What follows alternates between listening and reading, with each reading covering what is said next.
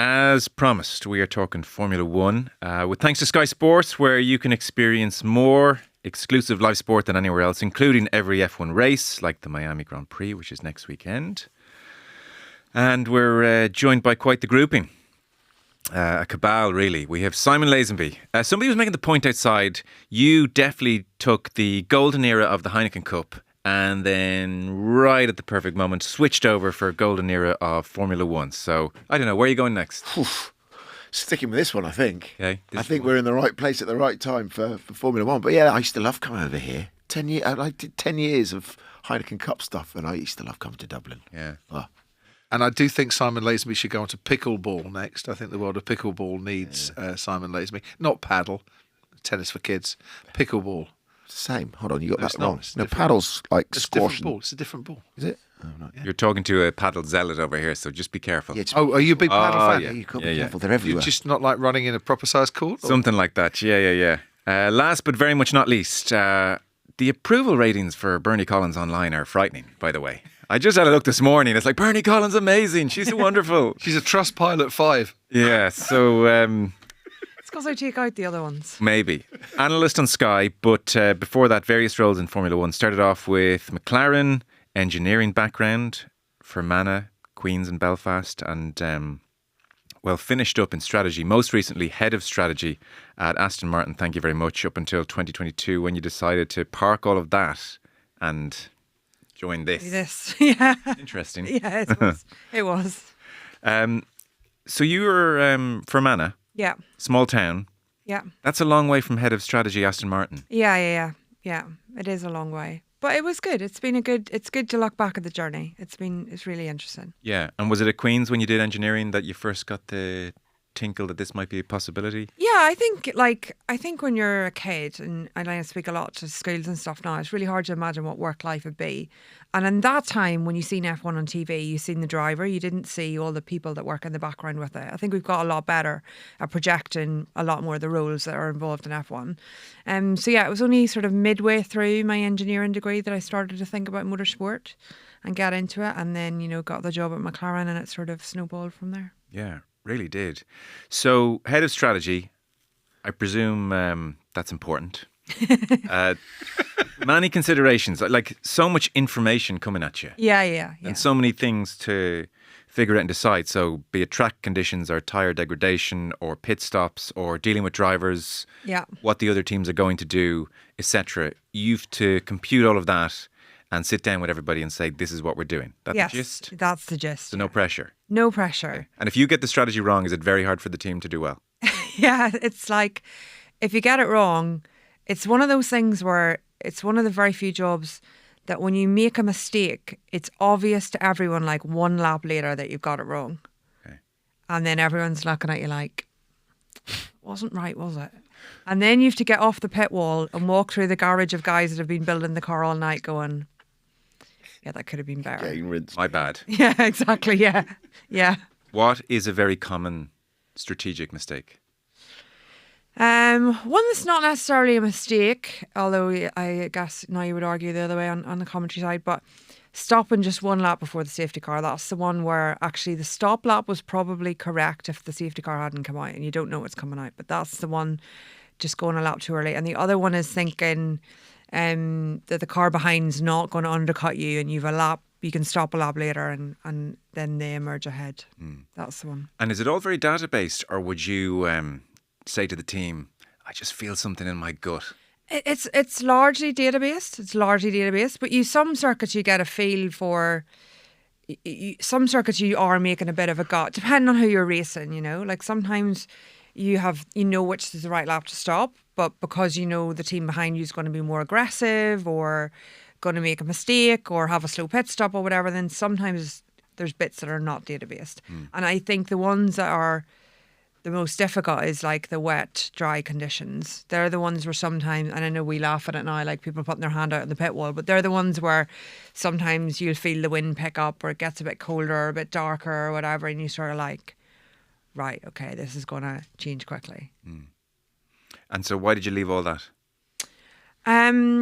well, wanted to work with idiots. yeah, they looked like they were having more fun than I was. Well, to be honest, like we've this season's 24 race season. We talk a lot about the impact that has on everyone.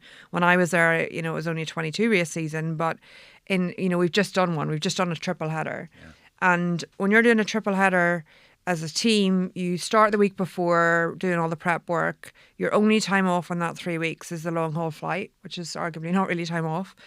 And often you're still working on that. And at the end of the 3 weeks, you're just broken. And I got to a point of going, you get home at the end of that 3 weeks. You've been working basically for 4 weeks in a row. And you're just like, I don't know why I paid my mortgage this month because I've not been here. And you miss a lot of weddings and birthdays and family things. So I just decided it wasn't really life to do 22 races, and there's an option to do some at the factory, but doing them at the factory you're still working the weekend or whatever. So I thought I'd try something different, and luckily the Sky Sports family have picked me up, and now I get to do 10, and that's brilliant. That's really nice. Okay. She's done well. She's doing very well. Yeah. We you haven't just done well. Yeah, spectacularly well. Yeah. Actually revolutionised our coverage because Bernie understands tyres, and none of us ever really wanted to understand tyres. But Bernie did all that for us. But no, you've brought a fresh perspective on the coverage because of your background and your role in Formula One. I mean, I'm gutted. I used to come up to you on a Sunday in the paddock and go, right, strategy. Tell me what's going to go on today. And you'd be like, well, so we're going to put the hard tyre on and run as long as we can and hope for a safety car or whatever. But now, of course, you're not at a team, so you don't know the strategy. So I can't ask you anything except, on air as it's happening. Yeah. But actually, it's really good. Yeah. We love having Bernie with us. Well, like I said, I mean, I didn't want to ask you that question about how great you are because that might be difficult. No, she'd tell you. It'd be a much longer answer. She'd pinpoint all the laps where she was at her most greatness in the Bernie Collins strategy. She's got a laptop for everything. We were sort of chatting before we started about that scene in Up in the Air where George Clooney's packing his bag with a practice routine. There's a lot of flights, it's a grueling old season. Fun job, I'm sure, but must be like, oh God, I've no boxers today, kind of a thing, Well, that quite often happens to me. Often, yeah. Yeah, no, that happened. Well, we had a connecting. I knew it was good. I called it, didn't I, on the podcast? We had a 40-minute layover in Doha. There's no way I was making that. That was the planned one. So yeah, that was first couple of days pantless in Japan. But it's occupational hazard. Yeah, grueling, enjoyable, bit of everything. Love it. It is genuinely. We do pinch ourselves, and there's a reason. I love doing the rugby. I genuinely did enjoy doing that, but a wet Friday at Welford Road compared to kind of Monaco or Miami or whatever. We know that what we're doing and the level of the sport. Having been involved in sport now for I think since 90. God, I'm old. 27 years or something like that. This one has grown exponentially since we've been involved in it. I think I came in in 2012 and Sky picked it all up. And since the emergence of Drive to Survive, you notice it when you're on the ground, you notice it when you're in the street. Just the level of interest has gone like that, and it's skyrocketed. So it makes it all worthwhile, and it's brilliant on so many levels. It's a really layered sport. It's sports meets business. It's finance. There's so much to it, and it's a soap opera, and I think you become very quickly addicted to it. Yeah. Listen, I'll echo all of that and say that all my friends are like, okay, which holiday destination are you going to this week? And holiday, yeah, well, you're going off to the sunshine, aren't you? And I always remark that it's vocation, not vacation. I think this is a sport you have to throw yourself into, otherwise you'll never understand it from a working perspective. And Bernie, you've sacrificed so much. Simon as well. We've all missed birthdays, weddings, funerals. We've missed a lot, but you have to do that because the audience. Our viewers can't get into the paddock. They can't, get to talk to the drivers because there's millions and millions of them, and there's only 20 drivers. So we're there. We're the conduit to the fans around the world, not just in Ireland and the UK. So we treat it very seriously, and we take it very seriously, and then try and have a bit of fun as well, and inject that fun into the coverage. And I must admit, look, first time we met was 2011 in Abu Dhabi, and we've been laughing about that Over night a ever few, since. expensive continental imported lagers. It's the thing is, I always said it. It was the same when we were again going back to the rugby. You've got to be. We're a group of friends that broadcast, and I hope that comes across because if there's no egos, they're not allowed in our group. We have that no ego policy, and someone if it's getting too big for their boots, we shoot them down quite quickly. So Quite often. I mean, it's awful. So occasionally, when we're being really serious, we'll refer to Bernie as Bernard off air because she is Bernard when she's very serious about tyre chat. And I've done that on air as well because you sometimes forget you're broadcasting because you're just having a chat with your mates. And that is the best way to go to work, isn't it? I was going to say favourite. Let's go with best. Best track on the circuit and why? Bernie. Oh, for the environment around the track, I would probably say Canada. Like, it really embraces the Grand Prix. Montreal really embraces the Grand Prix. Or Japan. And for the track itself, Brazil. I love the Brazil circuit. Yeah. What makes that good? weather. The weather is one aspect. Wasn't that last year where Verstappen went from 17th to first to really cement it? Yeah. And it's one where on the pit lane or in the start finish straight, you can see a lot of the circuit. It's in like a sort of bowl, and you can see a lot of the corners and a lot of the circuit, and it's a fantastic circuit. I really like that as a circuit layout. Okay. Suzuka, great view from the commentary box. Love that track, but it's not so good for racing. And it was a fast Monaco. This year we didn't really get much overtaking at all. Interlagos is brilliant. The altitude as well gives a different perspective. But Silverstone, to me, will always be the best. It's excuse me. It is a massive test of driver and machine. And nowhere comes close to some of those Silverstone corners. Copse, Maggots, Beckett's, Stowe. They're a phenomenal place to watch a Formula One car and Formula One driver working in harmony. Hopefully, Fast course is a good course, isn't it? And that's what Silverstone is. Interlagos is brilliant, as Bernie says, because you never know quite what's going to happen, and you do get those wet dry races that throw caution to the wind, where the drivers can really show off their skill set. Spa is obviously a great one if you want to go and stay in the Ardennes Forest, but recommended for a weekend if you want to take your friends to have a good time and watch Formula One. We do like Budapest. Yes, we do. Yeah, that's it's a fun city. It's always roasting hot. It's right before the summer break.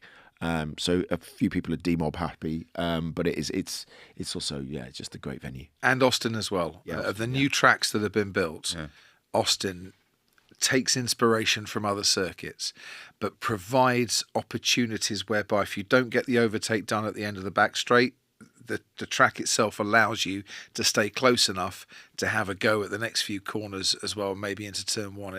And that's what we want from a racing circuit, a challenge, but where if you don't get the challenge right the first time around, you're not going to come unstuck and have to drift back and worry about your tyres and car overheating for a few more laps. Bernie, curious for your thoughts on the most famous track of all, though, and it's the one when I first started playing F1 on the PlayStation. I said, that's the flick, Monaco. So it was interesting, Christian Horner. So last year, the starting 10 were the finishing 10. Yeah. Monaco. Yeah. And Christian Horner said about it, if Monaco was a new circuit coming onto the calendar now, it wouldn't be accepted. We accommodate Monaco because of its heritage and because of its history. That's it. Yeah, and I think, there is aspects, if it was a new circuit, people would say overtaking's too difficult. Of course, overtaking is difficult. But I think you need to look at Monaco differently. Like, the challenge in Monaco is qualifying. For driver and pit wall, it's a challenge to get 20 cars on that short track in the right gap, get the right lap done, get the quickest lap time out of the car. So the challenge in Monaco is qualifying. And arguably, it would be possibly more interesting if we had two qualifyings, for example, rather than a race on Sunday. I think last year was the worst case where we had that early red flag and then nobody did a pit stop after that. It was a bit of a disappointment for Monaco. We've had that at other circuits, like Japan, as Crofty said, where we didn't have a lot of overtaking. We've had other circuits where we've had an early safety car red flag, everybody stops, everyone runs to the end, and it was unfortunate that it was Monaco and then there was no pit stops. But that's a challenge. And the other challenge for Monaco is when you do have pit stops or you do have a safety car, which normally happens there, getting the cars in and out of the pit lane is a challenge. I don't think the TV really shows how tight the pit lane is in Monaco and how difficult it is to get a car in the right gap there and get it back out. So yeah, if it was a new circuit, I think we would struggle with it. The conversation comes up every year about whether we think, Monaco's, and this year we've got a 2-stop race. Yeah, exactly. So a minimum 2-stop pit stops that's been mandated for this year. But the whole point, and Christian Horner's words are not right there. If it was a new circuit, we wouldn't accept it. The whole point is it's not a new circuit. It was there in 1950 for the first World Championship in Formula One. It was there before then. It's part of the history and heritage of the sport. And I'm sure that a lot of people that are paying a huge amount of money to the Red Bull team love Monaco because they can entertain the people they want to entertain. They can do the deals they want to do. So we shouldn't poo-poo Monaco. Every race should be different. And Monaco, as Bernie says, is a different challenge. And yeah, okay, it doesn't give you a massive amount of overtaking. And are there bits they could do to improve that? Well, I'm sure if we all put our minds to it, we'd come up with something.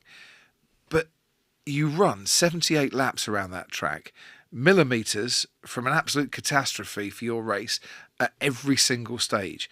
And that is part of the challenge. And that, to me, has always been fascinating. A race that, watching it, you're not going to get massive overtakes.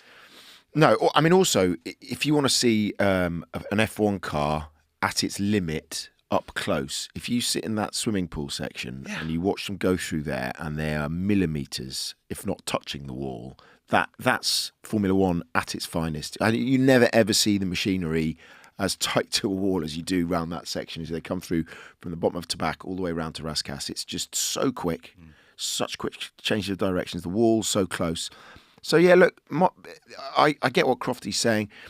2-stop, is it going to make it any more interesting this year? I mean, you could argue actually it is the ultimate team sport, Formula One, and they're pushing it's going to, it's going to come down to pit crews as well. I mean, as it does, and you could argue it that way, but really, it's all about Saturday. It's another variable, but it's all about Saturday, Monaco, and they know that. That's just the way it is, and you're going to have some weekends like that. So and by the way, Christian's comments were probably affected by the fact that it wasn't Red Bull that won last year.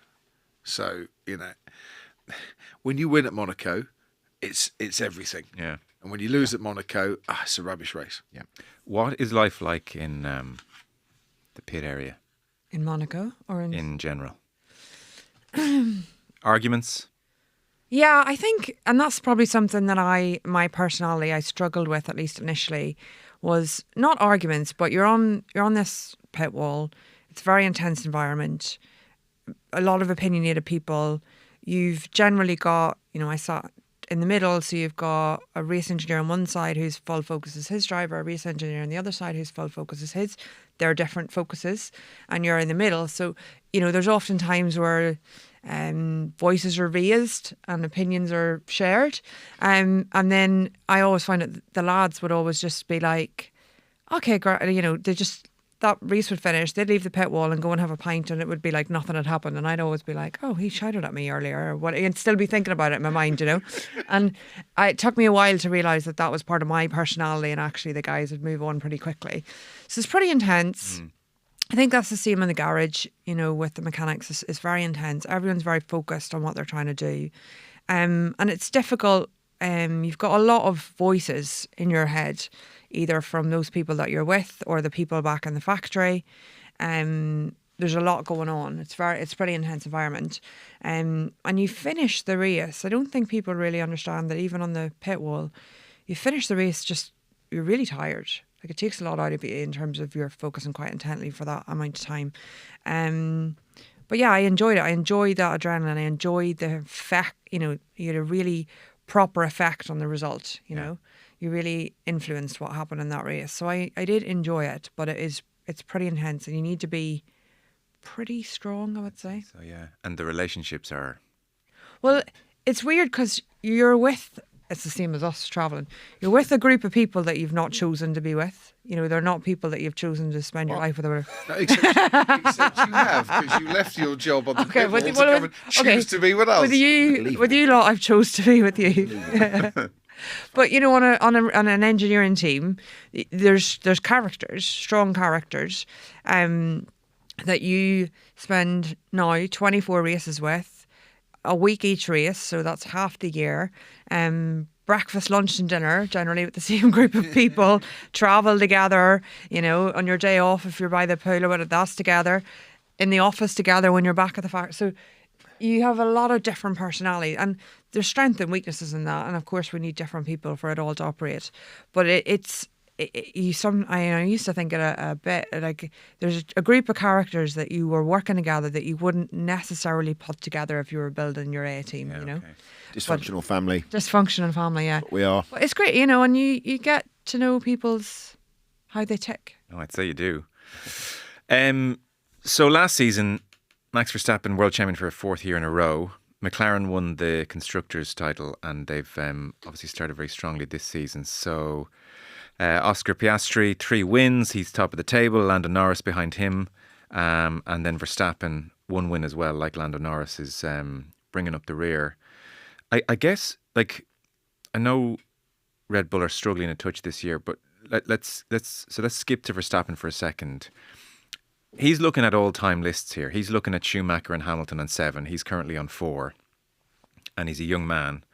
And things haven't started brilliantly. There were signs of this a touch last year, where from kind of June to November territory, major dip after winning 7 of 10.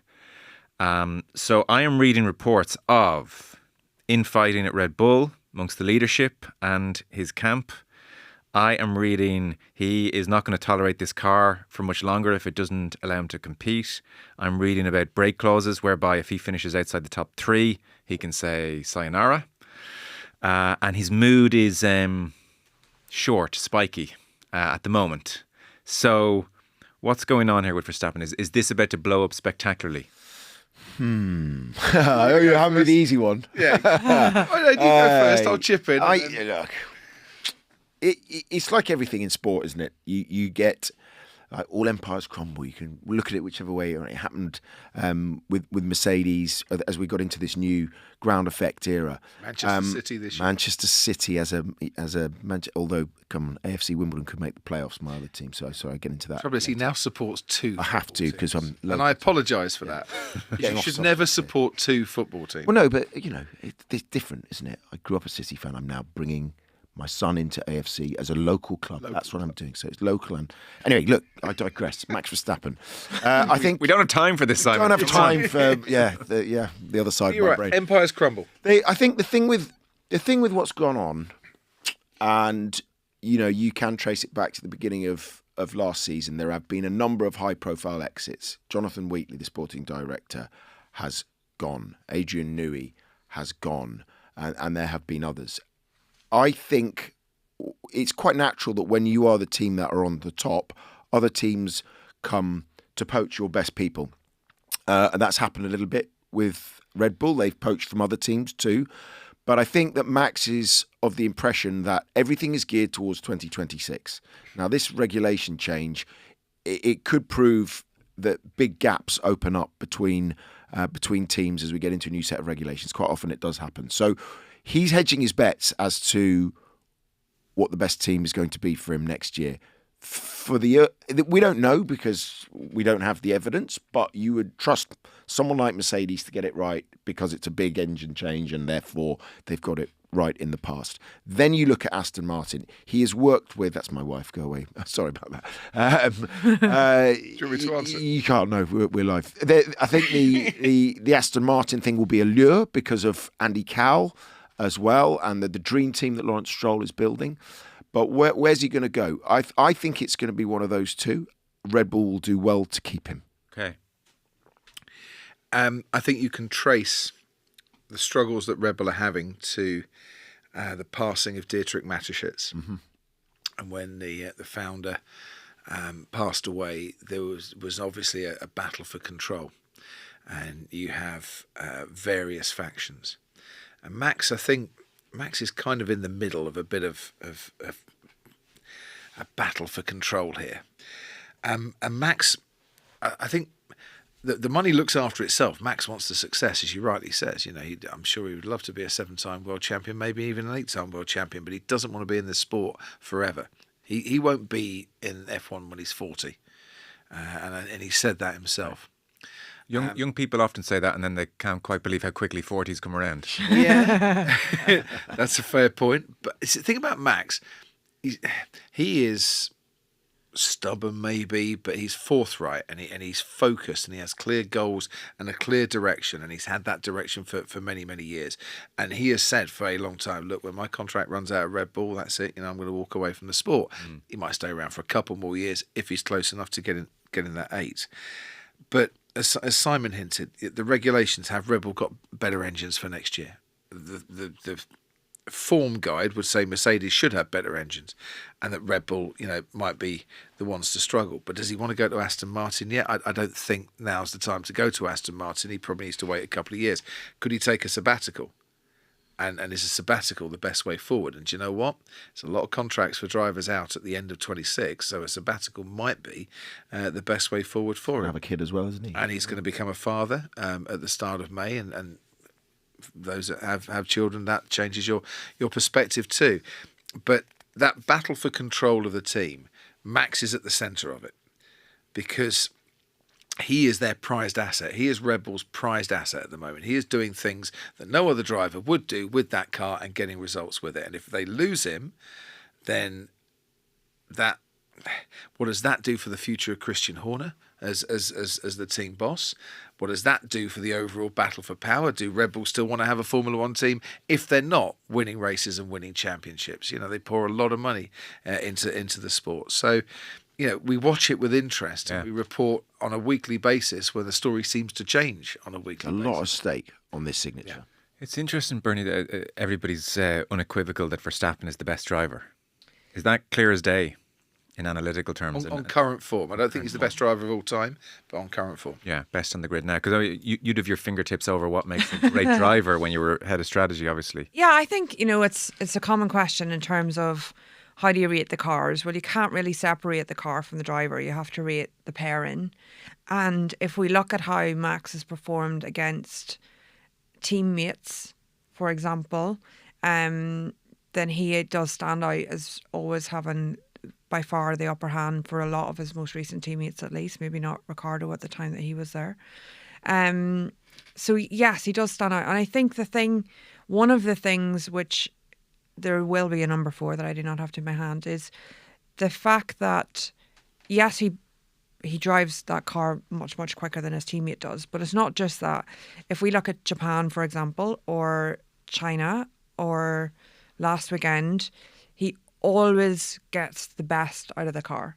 So when you list the 2 McLaren drivers that he's racing, who sometimes don't put their best sectors together in qualifying and don't get the lap time on the board, Max generally does. He generally performs his 3 best sectors together and gets that Q3 lap time nailed. Very rarely do we see a mistake. Equally, you know, you mentioned the Brazil overtakings that he does. He generally gets the car all together. And obviously the Max of old a few years ago, there was a time where people said, I heard people in the team when I was working at the time saying, Max will never be world champion, because he was making a lot of mistakes. He was crashing the car. He was very aggressive, not putting the best together. And actually he's matured so much in the last few. It's easy to forget that there was a time where people thought he's not going to win because he was not getting the best out of the car. And now he's matured to the point of being calm, not being aggressive, not crashing with other drivers. So he has brought it together, and I think that's what's making him a great driver. In your opinion, is he very likely to beat Schumacher, beat Hamilton, get to 8 and beyond? I don't think so. No. Right. I think that what the guys outlined in terms of, I really worry for Aston Martin's performance going forward. I know there's a lot of strength being put on Adrian Newey, but new engine, new gearbox, neither of those things are easy to do. Neither of those things are easy to do. In a new regulation era, that's going to be that's going to be a challenge. The gearbox in itself is going to be a big challenge. So that's going to be a struggle. I think Mercedes should have the upper hand. So maybe if Max makes a move to Mercedes. I think the thing that people underestimate is, for example, Alonso is a great driver, has been a great driver, still is a great driver, has only won 2 world champions because he made the wrong team moves. And then we have other drivers who made the right team moves and won championships by being in the right team at the right time. The Braun story, for example. So Max's next move is crucial to beating that number. And actually people think of the drivers, the greats, Schumacher you listed, but actually it's about making the right move at the right time to the right team. Yeah. And people at that management position, I don't know who Schumacher's manager was, but whoever was advising the moves, that's important. It's an aspect of the sport I don't like, I have to say. As in, so this season starts and it's, can he do 5 in a row? And will we get a Hamilton Verstappen crescendo again? Or is Lando Norris going to come in a big way? And then it's like, oh, wait, no, the car's not up to it. It's a write-off. And I kind of think, Yeah, but jeez. it's a team sport. Yeah, it's team sport. I know, it's team sport. We like what we like. Once a season, I'd love you're all in the same car. Go. Yeah. Go. Best things come to those who wait. That's the thing with these things, though. You quite often you have to wait a few years for a classic season. So I was go back to, it's why the Olympics is special. It's why the World Cup is special. It's why the Ryder Cup is obviously every 2 years. But those things that you have to wait for a little bit more. Lions Tour. You kind of, when it comes around, you're like, this is why I love it. Yeah, that's fair. What I'd like to see is, the way people talk about people running the 400 metres in the Olympics or whatever. I'd like to see a normal person in the car. I'd like to get me getting. He's done it. Well, no, it's just here we go. You're not a normal person. You know what you're doing. Yeah. No, but like it's because it's easy for us to criticise, I don't know, the Liam Lawsons of the world, the Snowdens of the world for not being good enough to Max Verstappen. Well, I'd like one of us to get in that Red Bull and try and qualify it around Suzuka and see how far off the mark we would be. Fall off, wouldn't they, after about three corners? I'd be amazing. To drive it though. It's very complicated to drive, isn't it? It's really complicated to drive, No, but it's not. I'd love to see. It is. Hold on. Properly. We're teeing him up for his Lotus story here. Come on. I did 3 laps in a Lotus F1 car. Don't we know about it? Greatest 5 minutes of my life. Didn't crash. Was flat through scene. Sure. Well, I thought I was. Data said otherwise. Never trust the data. And got back into the garage. I went, that was really good. You deliberately changed the diff settings then halfway around. I went, did I? Yeah. He said, yes. You put. What's a diff? You put your hand. Well, I did a bit of that. They went, you put your finger on the diff button. You change it. I went, oh really? Yeah. Actually, it helped. I said, did it? Even better. There were a lot of switches, but as long as you think a few corners ahead and realise that things are coming at you very fast, you'll be fine, Bernie. You can do it. I've seen me drive a simulator and I can guarantee you that I cannot do it. It's not like the real thing, simulators, though. So I have to get out there. You can do it. They're still running. Have you not driven one? I tried to drive the sim at McLaren years ago. There was a few embarrassing incidents. So one, I couldn't fit in Jenson Button's seat because Jenson's too thin. Yeah. He's waif-like. I'm too fat, whatever.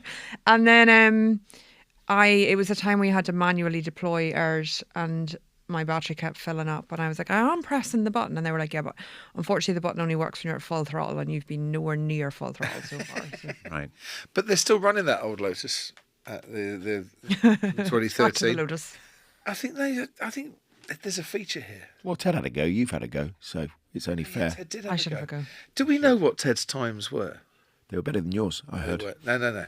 That didn't happen. I've Did seen that not happen? I've seen the footage and I've seen how slow he was. But I don't know what the time was. He forgot to switch diff midway through. That's the it. problem. That's it.